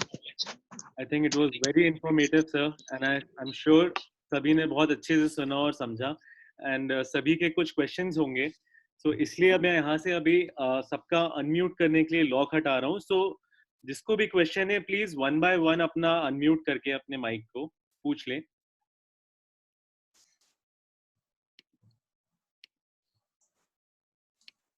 Yes, now you can unmute yourself and एक एक करके please आप question पूछ सकते हैं। सर विक्रांत, प्रणाम सर। नमस्ते। हेलो कौन? रोहित गुप्ता फ्रॉम विक्रांत ग्वालियर। हाँ बोलो बोलो। सर द क्वेश्चन जो दिमाग में मेरे कई टाइम से है, कई स्टडीज भी मैंने इस पे देखा, कई इंटरनेट पे भी ढूंढा, is it a imposed virus और अ नेचुरल वायरस? तो ऐसा है, कोरोना कोविड-19 लग गया था। मैं ये बताऊं, इसको बहुत ज्यादा टीवी में भी डिबेट हो रही है। अभी तक कोई भी साइंटिफिक एविडेंस नहीं मिला है कि ये मैन्युफैक्चर्ड है या जेनेटिक इंजीनियर्ड वायरस है। और जब तक कोई साइंटिफिक एविडेंस ना हो तब तक ये कहना मुश्किल है हम ये कहें कि ये जेनेटिकली इंजीनियर्ड वायरस है या it is a biological weapon. Nature में जो है एक नेचुरल सिलेक्शन है। मालूम होगा कि नेचुरल सिलेक्शन प्रोसेस से ही आपका व्हाइट टाइगर आया है। नेचर में व्हाइट टाइगर नहीं होता था, वो भी नेचुरल सिलेक्शन से आया है। तो ये नेचुरल सिलेक्शन मुझे लगता है, लेकिन जब तक अभी साइंटिफिक एविडेंस ना तो इसको एग्री करने के लिए। कल ही अभी मैंने देखा कि यूएस प्रेसिडेंट ने कहा कि हमारे पास प्रूफ है, लेकिन उन्हीं के यहाँ की एजेंसीज जो है उसको कहते हैं कि हो सकता है वो प्रूफ प्रेसिडेंट के पास होंगे, हमारे पास CIA या दूसरी एजेंसी, हम लोग पास कोई इसका प्रूफ नहीं है। और ना इस प्रकार का कोई मैंने साइंटिफिक एविडेंस कहीं किसी प्रकार का कोई पेपर पढ़ा है। तो जब तक एविडेंस ना हो तब तक उन बिना एविडेंस के बेसिस पे हम इसके बारे में कुछ भी कहने के लिए मैं नहीं कह पाऊंगा। Good afternoon, sir. My name is Chirag Katare. बताओ कटारी जी। सर मेरा क्वेश्चन ये था सर, जो प्लाज्मा थेरेपी है सर वो कितना इफेक्टिव है सर कोविड-19 से लड़ने के लिए? देखो ऐसा है, प्लाज्मा जो है, प्लाज्मा से जो एंटीबॉडीज बनती हैं, अभी आज ही के पेपर में कहीं आया है, मैंने पढ़ा है कि वो 3 लाख रुपए में एक ml और 5 ml वो बेच रहे हैं। अभी इसके ऊपर ट्रायल चल रहा है और ट्रायल चलने के बाद मालूम पड़ेगा इसके। देखो अभी जो है आपको ये मालूम होना चाहिए कि शायद मेरे ख्याल में मालूम हो कि जो स्मॉल पॉक्स या चिकन पॉक्स उसकी वैक्सीन तैयार करने में 15 साल लगे थे, और आपके जो पोलियो है, पोलियो की वैक्सीन बनाने में 5 साल। अब आप अभी ऐसा वायरस जिसके के बारे में अभी डिटेल 3-4 महीने में अभी पूरी स्टडी भी नहीं हुई हो और लोग घबराए हुए हैं, इसलिए हर तरह को हर तरीके से उसको यूज करने के लिए कोशिश कर रहे हैं। कोई कह रहा है कि यूरिन थेरेपी से ठीक हो जाता है, काउ यूरिन थेरेपी से ठीक हो जाता है, कोई कह रहा है होम्योपैथी थेरेपी से ठीक हो जाता है। तो वो तब होगा जब वो जिंदा, जो अपने आप में डेड है, जो वायरस अपने आप में डेड है, it is a chemical compound, उसको आप कहाँ डालेंगे ये सब जो आप केमिकल बोल रहे हैं। तो इसलिए मैं ये समझता हूँ कि ये जो प्लाज्मा थेरेपी जो है आगे आने वाले समय में अच्छे रिजल्ट दे। अभी सैंपल साइज बहुत छोटा है, सैंपल साइज छोटा होने की वजह से उसको हम किसी भी रूप में उसको कंक्लूड नहीं कर सकते। I want to ask one more thing, sir. हाँ अरविंद बोलो। Sir. So means on the same line, plasma therapy, like there are side effects also of plasma therapy, right? Yes. Because like this is a heterogeneous pool of a allogenic individual that is being implanted. So means what do you have any comment on that? अब देखो ऐसा है अरविंद, जहां तक अब तुम तो 10 साल काम किए इसी एरिया में, तो तुमको अच्छी तरह से मालूम होगा कि इस तरह से जो अभी जो भी रिजल्ट आए हैं 2-4 पेशेंट्स के ऊपर ट्राई करके उसको अभी हम उसको रूल आउट भी नहीं कर सकते हैं और उसको अभी हम उसके ऊपर डिपेंड भी नहीं कर सकते, क्योंकि सैंपल साइज बहुत छोटा है। जब तक एक कम से कम मिनिमम 100 या 200 पेशेंट के ऊपर स्टडी ना हो जाए तब तक उसको कंक्लूड करना कि या उसके ऊपर कोई भी इन्फर करना रिजल्ट बहुत अर्ली होता है। Thank you. Very nice. Sir. Hello. Good afternoon. Good afternoon. Hello. Good afternoon, sir. So I want to ask a question that we have seen that the rumors have escaped that the phase 3 of the clinical trial, in which the samples we have collected of 8,000 people through a website, one volunteer. एक volunteer नाम की एक website बनी है जिसके through जो लोग भी सैंपल ट्रायल के लिए आना चाहते हैं वैक्सीन की, सर उसमें वो रजिस्टर कर रहे हैं लोग। तो सर मेरा क्वेश्चन ये है कि क्या फेज 3 को स्किप करके ह्यूमन ट्रायल पर हम लोग डायरेक्ट आ गए हैं? मैं अभी इसके बारे में मैं अभी इसलिए कुछ नहीं कहूंगा क्योंकि वैक्सीन ट्रायल जो होता है is a very lengthy process. अब आप कहाँ पे किस जगह पे आप रिलैक्सेशन दे रहे हैं मुझे नहीं मालूम, तो अगर आप कई बार हम टीवी में पढ़ते हैं कि अगले महीने वैक्सीन आ जाएगी, कोई कह रहा 15 दिन में आ रही है, कोई कह रहा 2 महीने में आ रही है, तो किस प्रकार से वो स्टेटमेंट किया जा रहा है मुझे अभी कुछ भी नहीं मालूम उसके बारे में, क्योंकि रेगुलर प्रोसेस जो है वैक्सीन की, जो मैन्युफैक्चर की, उसमें कम से कम अगर पूरा स्मूथली जाएंगे तो 2 साल लगते हैं, और 2 साल के पहले कहाँ पे क्या किया। अब आज ही मैं पढ़ रहा था कि बीसीजी के वैक्सीन का ट्रायल हो रहा है, बीसीजी के वैक्सीन का ट्रायल अगेंस्ट कोविड-19 ट्रायल किया जा रहा है। अब उसमें हो सकता है कि बीसीजी के वैक्सीन जो है, जो केमिकल है, उसमें कुछ मॉडिफाइड फॉर्म में करें या कोई मॉलिक्यूलर फॉर्म चेंज कर दें, उसको अपना देखें, इसके बारे में अभी मेरे को कोई आइडिया नहीं। हेलो सर, क्योंकि जो सर क्योंकि हाँ बोलो भावना यस सर, क्योंकि जो ब्लूमबर्ग जनरल है उसमें ये चीज आई थी कि क्लिनिकल फेज 3 को स्किप करके ह्यूमन ट्रायल पर आ गए हैं, जिसके थ्रू उन्होंने एक वेबसाइट लॉन्च की, जिसमें अभी जो ओपनली रजिस्टर करना चाहता है, आगे होकर इस ट्रायल पर मतलब करना चाहता है वॉलेंटरली, उनके लिए एक वेबसाइट भी बनाई हुई है। अब वो सब मतलब ये तो सब स्टडी का प्रोसीजर है, लेकिन ये अभी उसके बारे में रिजल्ट को अभी से कंक्लूड करना बहुत मुश्किल है।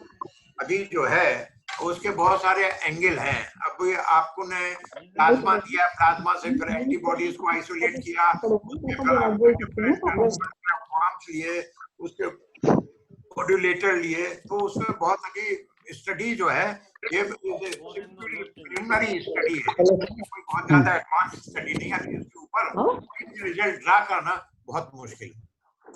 Hello, good afternoon sir. Good afternoon sir. Hello हाँ जी, योगेंद्र जी आप पूछ सकते हैं अपना क्वेश्चन। हाँ, बंसल बोल रहा हूँ जबलपुर से सर, वाई के बंसल सर। हाँ बोलो। एक्सीलेंट लेक्चर सर, और शिखा भी है सर। सर गुड आफ्टरनून, शिखा भी बोल रही हूँ मैं सर। सर ये पूछना था, what is hard immunity sir, and how what in relation it has with the spread of the immunity in the population. उसके अलावा और कोई तरीका नहीं है वायरस से बचने का, वायरस से बचना। जी सर। सर इम्यूनिटी कैसे इंक्रीज कर सकते हैं? ठीक है sir, thank you sir. Hello hello sir. Hello प्रणाम सर। नमस्ते, कौन? संजय जी सर। हाँ बोलो संजय।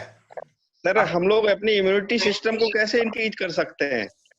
अपने इम्यूनिटी सिस्टम को इंक्रीज करने के लिए मैंने बताया ना आपको कि ज्यादा से ज्यादा जो है थोड़ा सा रेगुलर एक्सरसाइज कीजिए, ऑक्सीजन लेवल ज्यादा बढ़ाइए, अपने बॉडी में ले जाइए, और एंटीऑक्सीडेंट का ज्यादा से ज्यादा प्रयोग करें, functional fruit, seasonal regional fruits का कंजम्पशन बढ़ाएं, और अपनी जो लाइफ स्टाइल है उसमें थोड़ा चेंज लाएं, और उसी से आप अपनी उसको नेचुरल प्रोडक्ट के ऊपर ज्यादा डिपेंड करिए, और जो आपका ये जो है पैकेज फूड, उसको जितना ज्यादा से ज्यादा हो वो अवॉइड कीजिए। जी प्रणाम सर। पैकेज फूड जो है वो सबसे बड़ा दुश्मन है आदमी का। जी sir. Good afternoon sir. Good afternoon sir, मैं यशस्वी तिवारी हूँ, विक्रांत कॉलेज ग्वालियर से। हाँ बोलिए सर, मेरे 2 क्वेश्चन हैं। जैसे कि आपने बताया कि म्यूटेशन ऑफ आरएनए वायरस बहुत ज्यादा होता है, बहुत जल्दी हो जाता है बहुत। हाँ, तो सर हमें जैसे कोविड-19 में कई सारे अलग अलग सिम्टम्स देखने को मिले, तो क्या ऐसा हो सकता है कि इसका म्यूटेशन रेट इतना ज्यादा हो कि आगे ज्यादा एपिडेमिक हो? इसको दोनों एंगल से देखना होगा, या तो उसका म्यूटेशन रेट ज्यादा होगा, या आदमी की immunity person to person vary कर रही होगी। उसको एक ही केवल कोविड-19 एंगल से नहीं देखना चाहिए, उसको होस्ट से भी देखना चाहिए। होस्ट का इम्यून रेस्पॉन्स जो है उसके प्रति दोनों का वेरिएशन भी होगा। और सर मेरा सेकंड क्वेश्चन ये है, क्या फ्यूचर में हमें ऐसा देखने को मिलेगा कि गवर्नमेंट लोगों को स्क्रीनिंग सर्विलियंस पर रखा करेगी? तो ऐसा है, शुरू में ये सर्विलेंस वगैरह चलेगा जब आपको ये मालूम हो जाएगा कि कोविड हमारे पार्ट ऑफ लाइफ हो गया है, और जब पार्ट ऑफ लाइफ हो जाएगा तो आप अपनी इम्यूनिटी ऑलरेडी, आपको कई ऐसे लोग होंगे जिनको कोविड इन्फेक्शन हो गया होगा, वो ठीक भी हो गए, उनको मालूम भी नहीं होगा कि उनको कोविड हुआ है, और उनकी बॉडी में इम्यूनिटी भी डेवलप हो गई, उनकी बॉडी में एंटीबॉडीज भी बन गई। सर जिस तरीके से इकोसिस्टम स्क्रीनिंग से पकड़ा है उसके बारे में मालूम है, जो एसिम्प्टोमेटिक इफेक्ट हो रहे थे उनके बॉडी ने अपने आप ही प्रोटेक्शन उनको प्रोवाइड कर दिया। सर हाँ बोलो। Good afternoon sir. Good afternoon sir, मेरा क्वेश्चन है, what role do you think probiotics can play against कोविड-19 apart from their role in immunity enhancement? देखो है, इसकी हॉलिस्टिक अप्रोच होना चाहिए, आइसोलेटेड अप्रोच नहीं होना चाहिए।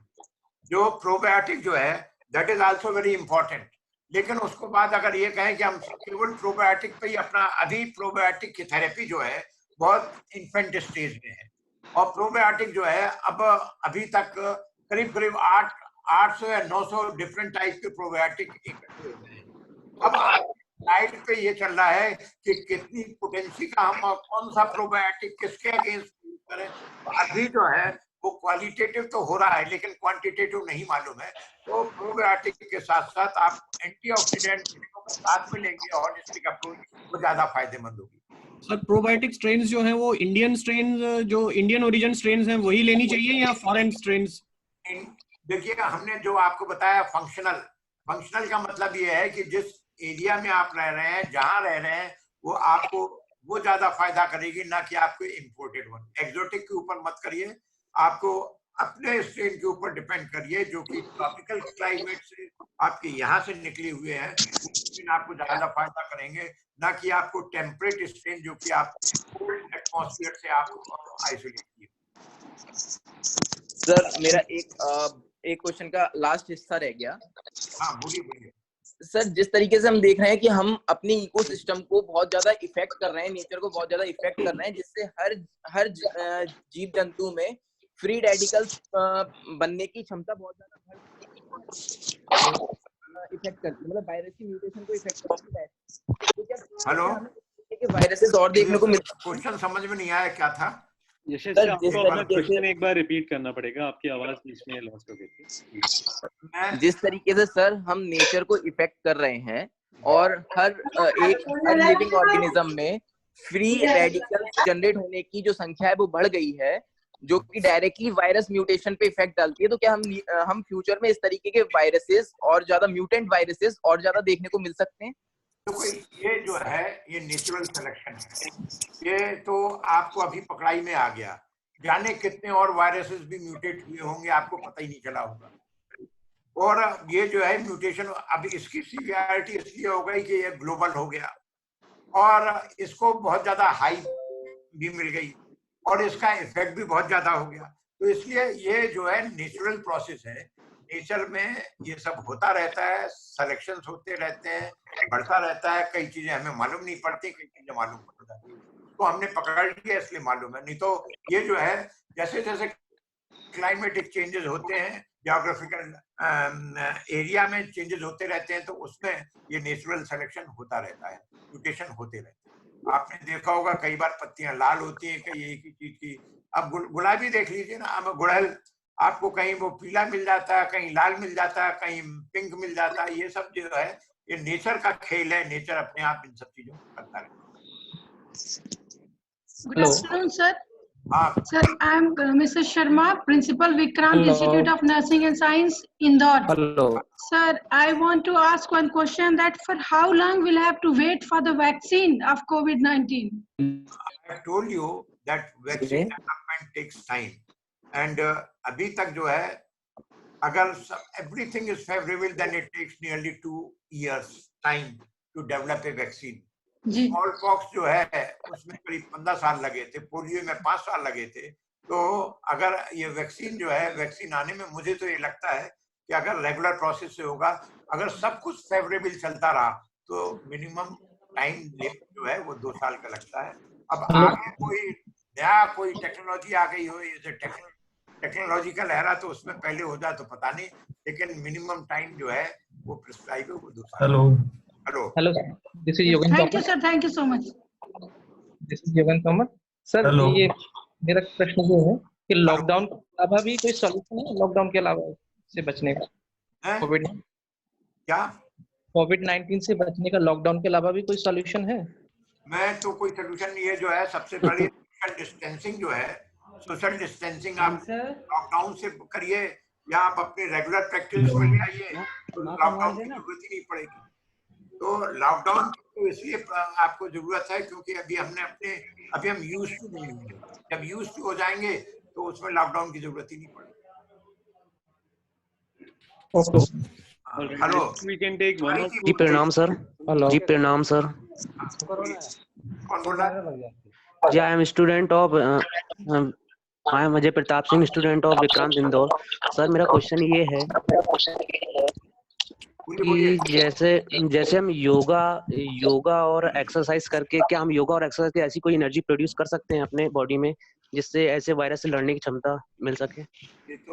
ये तो यार ये वेल नोन है कि किसी भी प्रकार से जब आप एक्सरसाइज करते हैं तो आप ऑक्सीजन लेवल जो है आपकी पूरी बॉडी की डिमांड को पूरा करता है, वो आपकी इम्यूनिटी प्रदान करता है। जी सर। एक्सरसाइज हो या आप योगा हो, जो योगा क्यों करते हैं? योगा इसलिए करते हैं कि आपका जो लंग्स है ना उसको पूरा एक्सपांशन करते हैं, उसमें ज्यादा से ज्यादा ऑक्सीजन जितनी ज्यादा ऑक्सीजन जाएगी, जितनी ज्यादा ऑक्सीजन आपकी बॉडी को मिलेगा उतनी ज्यादा इम्यूनिटी बढ़ेगी। Yes sir, thank you sir. Hello, great. I think we can have one last question. ये तिवारी जी कुछ पूछना चाहते हैं? अरे मैं भी पूछना। Hello sir, good afternoon. Doctor Tiwari. मैं बैठा हूं, मैं सबके क्वेश्चन का जवाब दूंगा। अरे सर प्रणाम, मैं आपको सुन रहा हूँ। हाँ सर सर मैं आपको बहुत देर से सुन रहा हूँ। प्रणाम। मुझे पहली बार चांस मिला आपके साथ एक डिस्कशन करने का। बहुत बार ऐसे मैंने कभी भी ट्राई किया कि आपका मैं कोई प्रेजेंटेशन, आपका कम्युनिकेशन, आपका लेक्चर सुन पाऊँ। ये पहली बार ऐसा मुझे चांस मिला आपके साथ बात करने का। मैं आपसे कोई क्वेश्चन पूछ नहीं सकता, मेरे भंडार में कोई ऐसा क्वेश्चन नहीं है कि मैं आपसे रेज कर सकूं। बस आपका मैं सुन रहा था कि आप मतलब कैसे एसिडिक पीएच से और अल्कलाइन पीएच से एंटीऑक्सीडेशन को बच सकते हैं। ये बड़ा अच्छा, आपने एक बहुत अच्छा पॉइंट उठाया हुआ है, इसमें से एंटीऑक्सीडेटिव कंपाउंड कैसे वस्ट होते हैं, कैसे जनरेट होते हैं, उनसे क्या उपाय कर सकते हैं। तो सर क्या इसमें एडवाइस करेंगे आपकी? क्योंकि एक तरह से कॉमन प्रिकॉशन है जो लोग घर में बैठे बैठे भी कर सकते हैं। तो आप क्या एडवाइस करेंगे कि जिसमें से आपका पीएच मेंटेन रहे, आपके फ्री रेडिकल्स जनरेट ना हो?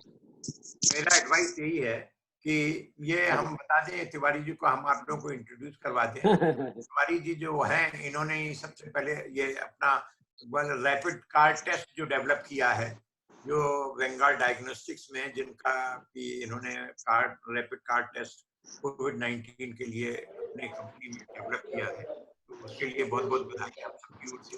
अब आप बोल रहे हैं, मतलब ये है कि आप ज्यादा नेचर के प्रति आप अपना उनकी रेस्पेक्ट करेंगे। नेचर ने आपको जहाँ पैदा किया है वहाँ आपको एनफ अमाउंट में फूड मटेरियल दिया है, और वो हर सीजन के हिसाब से आपका फूड अलग अलग करके देता रहता है।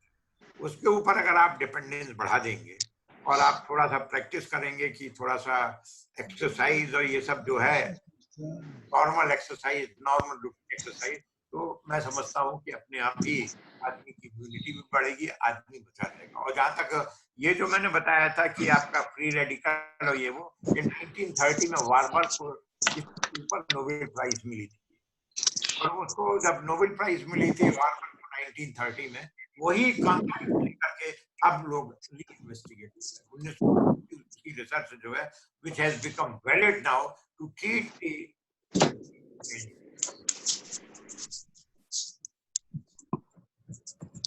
I think hello, is there any other question now?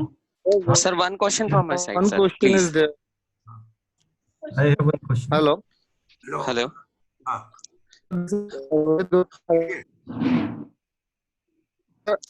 As of now, we can see कि patient में symptoms नहीं आ रहे हैं, and they are corona positive. That means कि कहीं ना कहीं वायरस अपने आप को म्यूटेट कर रहा है and changing day by day. नहीं, देखो अभी मैंने बताया था कि अब वो कर रहा है। दूसरी चीज भी हो सकती है कि आदमी का इम्यून रिस्पांस जो है वो भी डिफरेंट हो सकता है। आपको केवल एक एंगल से नहीं देखना है कि वायरस के एंगल से मत देखिए। आदमी का, जैसे मैंने अभी आपको बताया था, रेशियल स्पीसीज स्पेसिफिक भी इम्यूनिटी होती है, तो उसमें वो चेंजेस हो सकते हैं। हेलो। हाँ, hello sir, good afternoon. Good afternoon. Sir, this is Amir from Vikrant Indore. I would like to ask one question from your end. Basically, sir, nowadays collector of Indore were declared that you should not purchase anything from any other unknown person and all. So, sir, what is the probability of the transmission of diseases through the surface and just like just like sabzi, bhaji, and whatever it may be, polythene and all, sir? Either it may be some cases should be arises from the material transmissions, just like different. The basic principle epidemiology का है कि जब महामारी फैलती है, pandemic होता है, तो जो भी इन्फेक्शियस जो पार्टिकल्स होते हैं उनसे बचने के लिए आपको नहीं मालूम कि वो कितने आदमियों के हाथ से जो आप खाना खरीद रहे हैं, कितने लोगों के पास से गुजरा है, और उसमें कौन उसका अफेक्टेड था। और इसलिए ये सलाह दी जाती है कि या तो अगर आप लेते हैं तो उसको सफिशिएंट प्रिकॉशन के साथ लीजिए, क्योंकि ये तो बेसिक एपिडेमियोलॉजी का बेसिक प्रिंसिपल है कि अगर पेंडेमिक या एपिडेमिक कहीं पे फैलता है तो खान पान जो है उसको आपको रेगुलेट करना पड़ेगा, और खान पान को रेगुलेट करने के लिए उसका ट्रांसमिशन वो खाने के ट्रांसपोर्ट से भी डिपेंड करता है। Thank you sir. मैं क्षमा चाहूंगा अपने सभी साथियों से, लगभग 1.25 घंटे का ये वेबिनार, ये बहुत शानदार सेशन ये रहा। क्वेश्चन था सर मेरा, और मुझे लगता है कि ये हमारे साथ लगभग 250 लोग जुड़े रहे इस 2 घंटे पे, और ये 1.25 घंटे का सेशन सर, मुझे लगता है कि सभी कोविड-19 से संबंधित जानकारियां आपके द्वारा दी गई हैं। हमारे पास प्रश्न तो बहुत हैं, प्रश्न हमारे पास 250 लोगों के पास 5000 प्रश्न हैं सर, लेकिन समय का अभाव है सर। आप लगातार इस विक्रांत के ऊपर आपका ये हमेशा आभार बना रहेगा सर। आप विक्रांत के ऊपर आप हमेशा अपना एक हाथ बनाए रखें। बहुत ही बेहतरीन, क्योंकि मैं तो कहीं बाहर भी जा रहा था बात बीच में अनिवार्य कार्यों से, तो वहां पे भी मैं देख रहा था, तो बहुत अच्छे से लोग सुन भी रहे थे और आप बहुत अच्छे से समाधान भी कर रहे थे। मैं चाहूंगा कि दोस्तों दोबारा हम सर को फिर इनवाइट करेंगे। आज हम क्षमा चाहते हैं, और सर के स्वास्थ्य को देखते हुए भी, सर की एनर्जी को देखते हुए, सर का अपना एंथुजियाज्म देखते हुए आज हम मीटिंग यहीं पे एडजॉर्न करना चाहेंगे, वेबिनार यहीं पे एडजॉर्न करना चाहेंगे। और सर आपका पुनः एक बार विक्रांत परिवार की ओर से बहुत बहुत बधाइयाँ, शुभकामनाएं आपके दीर्घायु होने और आपके यशस्वी होने की कामना करते हुए Vikrant. Thank you so much, thank you everyone. Thank you sir. Thank you. Vikrant प्रणाम sir. Thank you sir. Vikrant प्रणाम सर। विक्रांत प्रणाम sir. God bless everyone. Thank you so much, sir. Thank you so much.